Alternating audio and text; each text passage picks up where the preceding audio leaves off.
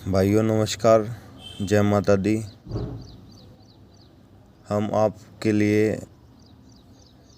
कुछ पढ़ाई की चीज़ें लेके आए हैं जो कि आपके भविष्य के लिए सही रहेंगी। इस दुनिया, इस समाज में काफ़ी अंधकार है। इंसान पढ़ाई लिखाई नहीं कर पाता और उसी के कारण वो बेचारा अपने जीवन को ऐसे ही व्यतीत करके इस दुनिया से अलविदा कह के चला जाता है। ये सिर्फ अंधकार का ही तरीका है जो हम बढ़ नहीं पा रहे। एक जागरूकता हमें लानी होगी जिससे कि हम कुछ पढ़ पाएँ, सीख पाएँ और एक रोज़गार ले पाएँ जो हम अपने जीवन को आगे चला सकें। ये राष्ट्रपति का टॉपिक है। काफ़ी वीडियोस हम लेकर आएंगे, पर ये आपकी एक छोटी सी पहली वीडियो है जिसमें छोटी छोटी बातें हम आपको बताएंगे जो कि शायद आपको ना भी पता हो। ये भारत देश जो है उसमें राष्ट्रपति प्रेसिडेंट होता है। ये राष्ट्रपति का निर्वाचन ये संविधान के भाग 5 के अनुच्छेद 52 से 78 के बीच में संघ की कार्यपालिका का वर्णन है।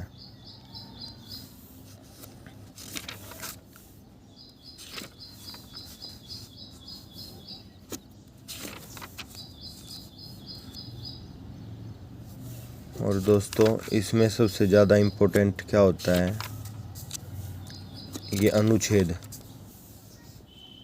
अगर आप छोटे एग्ज़ाम की या अपना +2 लेवल के एग्ज़ाम की तैयारी करना चाहते हैं तो आपको ये अनुच्छेद, जैसे भारत के राष्ट्रपति 52 अनुच्छेद में आते हैं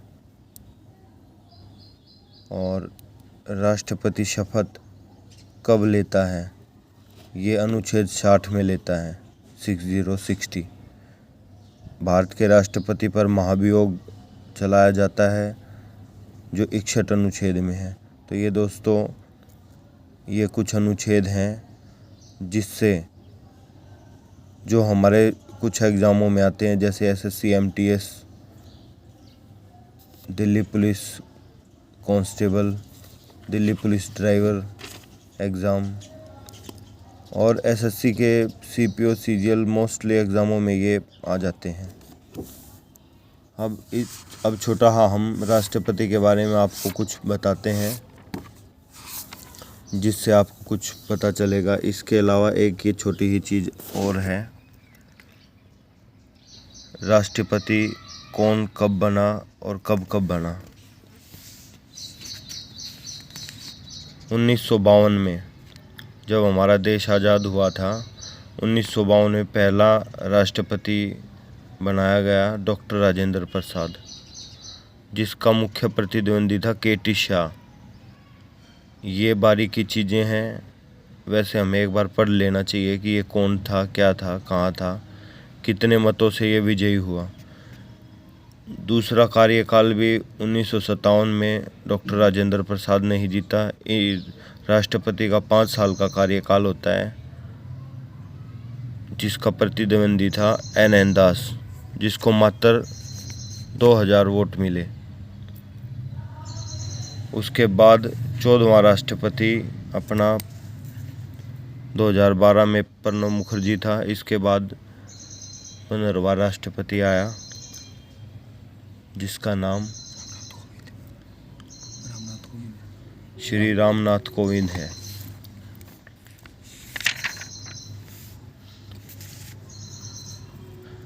तो दोस्तों, ये काफ़ी वीडियोस हैं जो डिटेल में कराई जाएगी आपको, जिससे आप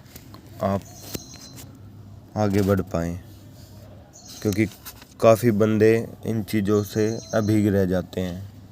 तो आप एक छोटा छोटा टॉपिक बनाइए, जैसे राष्ट्रपति है, जैसे कि राष्ट्रपति शपथ कैसे लेता है, राष्ट्रपति को शपथ कौन दिलाता है, राष्ट्रपति किस किस को शपथ दिला सकता है, क्या राष्ट्रपति के कार्य हैं, क्या राष्ट्रपति की शक्तियां हैं,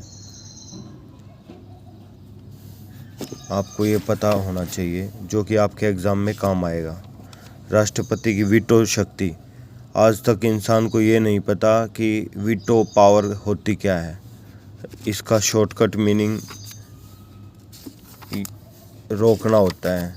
जैसे कि दोस्तों इन्होंने ये दे रखा है कि वीटो शब्द लैटिन शब्द है जिसका अर्थ है रोकना। और काफ़ी हमारे संविधान है, जैसे हमारे पेपर में आता है 42वें संविधान संशोधन में क्या हुआ, 44वां संविधान संशोधन में क्या हुआ। उसके बाद जैसे टॉपिक आता है उपराष्ट्रपति। ये हमारा उपराष्ट्रपति का टॉपिक है। इसके पास क्या क्या शक्तियां हैं, हमारे कौन कौन उपराष्ट्रपति रहे, ये यहाँ हैं। क्या क्या इसको शक्तियां और कार्य हैं। उसके बाद अपना टॉपिक आता है प्रधानमंत्री। तो दोस्तों भाइयों, सभी को ये बताया जाता है कि अगर आपको अपनी लाइफ में कामयाबी हासिल करनी है तो एक बात तय है, मेहनत तो करनी पड़ेगी। बिना मेहनत के कुछ नहीं है। आपकी समय अनुसार मेहनत होगी। आप लाइफ में 2 घंटे अपनी लाइफ को दोगे तो एक अलग लेवल पे नौकरी मिलेगी। आप 4 घंटे दोगे अपनी लाइफ में पढ़ाई के लिए तो आपको एक अलग लेवल पे नौकरी मिलेगी। अगर आप 8 घंटे दोगे तो आपको अलग लेवल पे नौकरी मिलेगी। तो भाइयों, सभी के लिए ये रिक्वेस्ट है, अपने बिजी शेड्यूल से पढ़ाई के लिए भी कुछ समय निकालें, ताकि आप अपना और अपने परिवार को मजबूत कर सकें। और अगर हम मजबूत होंगे तो हमारा देश मजबूत होगा। धन्यवाद दोस्तों। जय माता दी।